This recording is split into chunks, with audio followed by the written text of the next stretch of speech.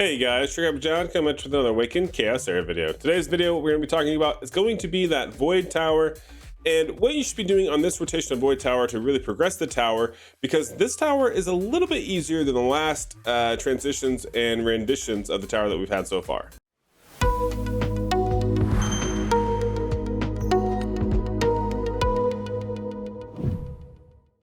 All right, so let's go ahead and talk about this new Void Tower and what it means to you. Now, a lot of people really struggled on that last Void Tower because you had to pretty much have a nuke 'em down type mindset to really do the damage. The one before that was slightly different. There was a few hacks you could use here and there. However, on this one, it's once again, it's a little different. Now we have plus 70% enemy resistance. Grants the enemy damage reduction 2 at the beginning of each round. Cooldown is 2 rounds. This is not 2 rounds. It's actually 2 turns for the enemy. So definitely keep that in mind. The enemy, once they go 2 times, that negates this whole grants the enemy damage reduction. Now, I do want to note really quickly that this damage reduction one is it's pretty hard to deal with, but there's a lot of easy ways around it. However, this enemy resistance one really seems to be a very headache as far as what we were doing on the last rendition. And that's why I wanted to bring it up and kind of talk to you guys about, okay, this is what you can be doing to really progress this. I also want to show you a couple of well, I was going to show you the strategies and formations. It was populated for a minute. It looks like it is unpopulated at this point, which is fine. I'm going to show you the team I'm using currently. And I'm also going to explain to you some options that you have and some champions that are going to really make a difference if you're looking to progress in this Void Tower, because I definitely highly recommend it. We do have that limited summons for Gangello. Obviously, you saw all the videos and all the comments about me going for Gangello. It's definitely a character worth it. If not, definitely want to have the resources to get characters later on, right? So let's talk about what I'm using and why I'm using this composition. So right now I'm using Brand, Hakrin, Imogen, and Brand the Brilliant. Now, I do understand that Imogen and Brand the Brilliant are going to be 2 of the hardest characters for you guys to get, and majority of the viewers watching this video will not have these characters. Yes, I do understand that this is a light character and a dark character that are Legos. Chances of you having them are very slim to none. But on the off chance that you do have them, let's talk about Imogen. Now, I just now started being able to get some Rebel sets, so let's be a little gentle when I show you my stats with the Rebel set. So this is my current stats with Imogen. Notice that I'm was boosting up her focus a little bit. I was trying to get her a little bit more crit rate. It didn't happen. Her speed has to be a certain, a certain speed, because this whole team is speed comped.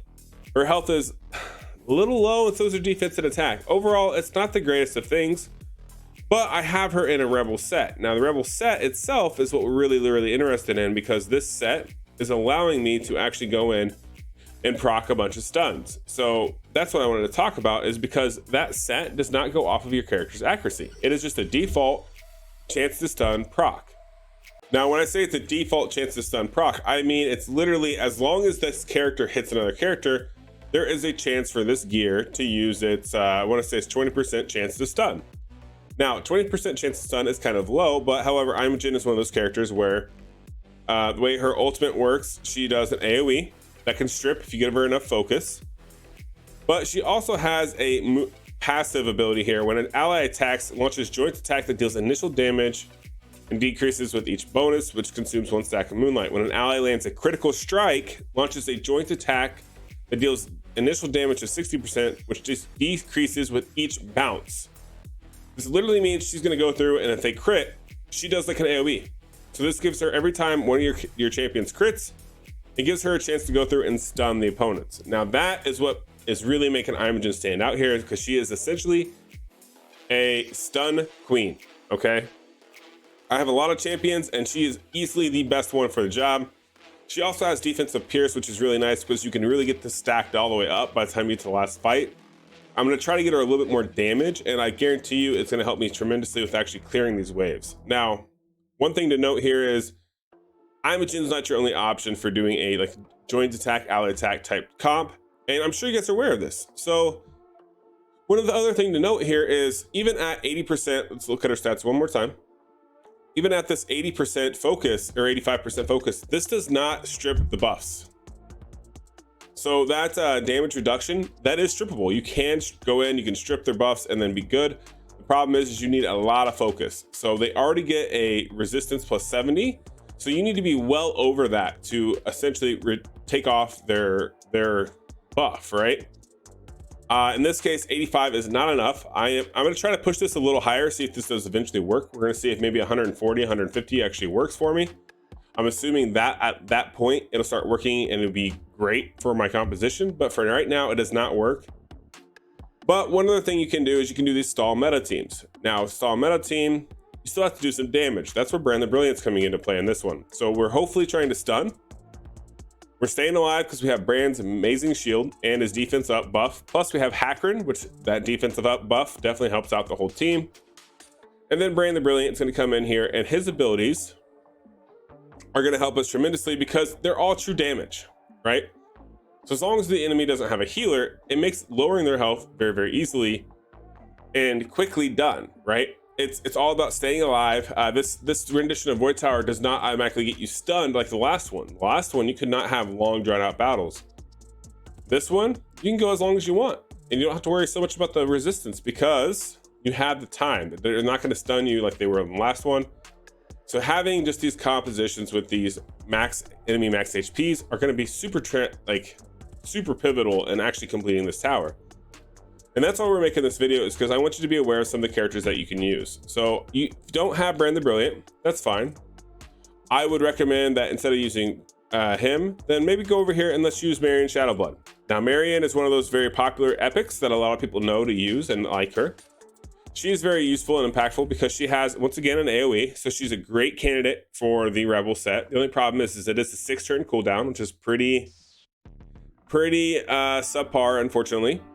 But she does 8% of the target's max health and applies Unholy Redemption, which basically gives her a lifesteal as well as she mitigates damage. Now this is for 2 turns, which is kind of nice. But her A1, deal 80% damage to an enemy plus true damage equal to 30% of the target's max health. So once again, we're talking just like an Imogen, right? So this is kind of like a hybrid between like the Imogen and the Brand the Brilliant, where we're going to do enemy max HP as well as we're going to do the joint attack, which is then a Rebel set. Allows you to just get those stuns out, right? Because you don't need to worry so much about the focus with the Rebel set. The other thing that makes her really, really good is she does deal the cleanse on herself and she heals herself a bit, which is kind of helpful if you don't have a very strong healer. Because right now you're just trying to do these long drawn out fights in this Void Tower. So having that extra heal come from your character is great because you can't run her in a revival set, which is what most of us run on most of our champions when we're dealing the Void Tower. The last thing is this, once again, this cruelty here, which is just the 30% chance of proccing a joint attack. I mean, once again, guys, this is just literally, she has this ability to go through, do all these joint attacks, do this 3% of target's max HP, which really will help you clear this Void Tower. Now, another champion that you guys probably aren't aware of, or if you are, one that you're not thinking of, is Ricard. Now, Ricard kind of got phased out of a lot of Void Towers, and that's because he just doesn't do enough damage. His damage can't scale as high as it should. However, in a Void Tower like this, where you're gonna go multiple rounds, it's okay to kind of go a little bit low and slow and give in to this hammer because it's true damage equal to 80% of this character's max health. This will hopefully negate the damage mitigation that they have on them, as well as, you know, it just overall, it does a lot of damage and you build him with HP. You literally want him to be as tanky as possible. So this just goes with that synergy, right? All my videos, I'm always talking about what kind of synergy can you have with your teams? What should you be looking for? How should you really be going after it? Well, once again, this is another one that really synergizes very, very well. Another one that we can talk about and bring into play here is gonna be, where's he at? Crazed or Corrupt Rock. Now, yes, once again, not a lot of you have him. I need to finish building him. I'm actually gonna be working on it right after this video. But he has a lot of things too. If you give him enough focus, he can strip. But the big thing to note here is that he does damage and silence. This scales with the character's max HP. He can get his max HP up super high, which helps you do general damage. As well as he does have that focus again to where you can strip. That's another thing that we want to talk about because this is a 4-turn strip versus, you know, the other ones that are not that great. He also does at the start of the round deals true damage equal to 5% of this character's max health to all enemies. So once again, we're talking about this true damage equal to 5% of this character's max health. So it's literally true damage in this Void Tower is going to be what's key. So I did want to bring this up to you so that we know he's also a very viable option if you didn't already know this, as well as, once again, you put him in the Rebel set and, well, you can do a lot of work. Now, there's a few other champions on here that could be very useful for you. Overall, though, I'm going to recommend that you pick tanky characters. You bring in that Hacker in, you bring in that, maybe that William to give a little bit more extra attack or counter attack. Bring in that Brand if you got him. Bring in that Yolanda. Yolanda was going to help you stay alive. She's going to be very, very tanky for you, as well as give you that shield, which is going to help you be very, very tanky. Literally, this Void Tower, my biggest and best advice for you is just stall it out. You're going to have comps like in Void Tower 60 here. I'm going to have to do some damage. Right now, I'm trying to figure out the best way to do this. Once I do figure out the best way to do this damage, we're going to do the damage, but then we're going to move on. We've had other content creators that have already made it past this point. They've done the same thing as what I'm talking to you guys about. And that's just grabbing the most tanky team you can, doing as much max HP damage scaling abilities that you can to really smack that opponent. Now, one other character we can talk about for this potentially is Auroch.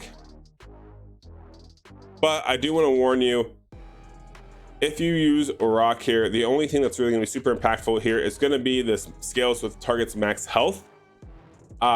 This isn't going to be a guaranteed damage. So depending on where the buff is on them, he may not do as much damage. But the reason why this one does work well is because as you get to the higher floors of the Void Tower, that's where you're going to run into more problems. They're getting more and more HP, which is allowing Auroch to hit harder and harder and harder. So he's going to scale with the floors, whereas some characters won't, right? So this allows you one other character that, even though it's not max HP or true damage, it does scale off of the enemy's max HP, which is exactly what you're looking for on these types of Void Towers. All right, well, I think that is basically it here, guys. I did want to touch on this really quickly. I didn't want to leave this video to be super, super long. As you see here, I have made it to Void Tower 60. I'm currently going to be finishing that as soon as possible. We are literally right at Pity for this limited summons banner. I'm thinking I might go ahead and pull on it. We're going to try to see if we can't get one more Gangello.